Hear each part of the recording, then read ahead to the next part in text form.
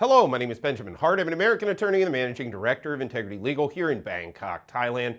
As the title of this video suggests, we're discussing cannabis. We're actually discussing a pretty major issue involving the cannabis space, and one thing that gets foreigners here especially jammed up in the cannabis space. As we've discussed in other videos, there have been many vicissitudes that have occurred throughout the legalization sort of process, if you will, here in Thailand since 2022, when it was first legalized by the then Public Health Minister, Mr. Anutin Charnvirakul, now Prime Minister and I believe Interior Minister of Thailand. And there's been a lot of changes, but long story short, it remains legal. There's certain regulations that, depending on your circumstances, may or may not apply. But foreigners, one, as I've discussed in other videos, need to be careful when engaging in the cannabis business here in Thailand, as the business of cannabis is a different matter. As I've discussed in other videos, it pertains to agriculture. That can have significant implications because agriculture is a highly restricted occupation here in Thailand. Any kind of foreign undertaking of agricultural activity is going to be scrutinized heavily, and there could be serious penalties for engaging in that if you are a foreigner.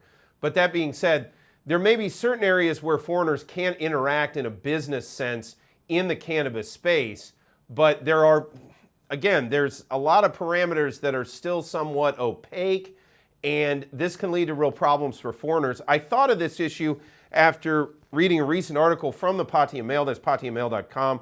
Article is titled, "Latest British Video Glimpses Bangkok Nightlife Behind the Curtain," quoting directly, and the thrust of that article goes a different way. I urge those who are watching this video, check out that article for further insight. That said, quoting directly, "There is useful footage about the British Embassy in Bangkok and what they can and can't do for distressed nationals. There has been an increase in the number of Brits arrested since the delisting of cannabis as a narcotic because taking the stuff out of the country still requires an export license." So, yeah, that's an important thing to note. And import-export matters pertaining to cannabis, you're talking about very discrete aspects of the law and not going to be something that a foreigner is going to have an easy time navigating, if even possible at all under present circumstances. So the idea of import-export of cannabis to and from Thailand, from a legal sense, that one, it's covered by customs generally speaking because it involves import-export, but also because of the opaque nature of cannabis's posture, at least regulatorily. As I've discussed in other videos, domestically, to my mind, it's clearly legal. It is what it is. There's certain regulations pertaining to its status as a quote-unquote controlled herb. But aside from that, we know what its posture is inside the country. Now, when you're dealing with international transport, transshipment, as well as international boundaries, that's a different matter. That's where customs comes in to begin with, and then the specifics pertaining to cannabis, because there's international protocols that can have an impact once you're outside the national boundaries of Thailand, if you will. So the thing to take away from this video, especially as a foreigner, is one, to be extremely careful when trying to navigate the business environment of cannabis here in Thailand.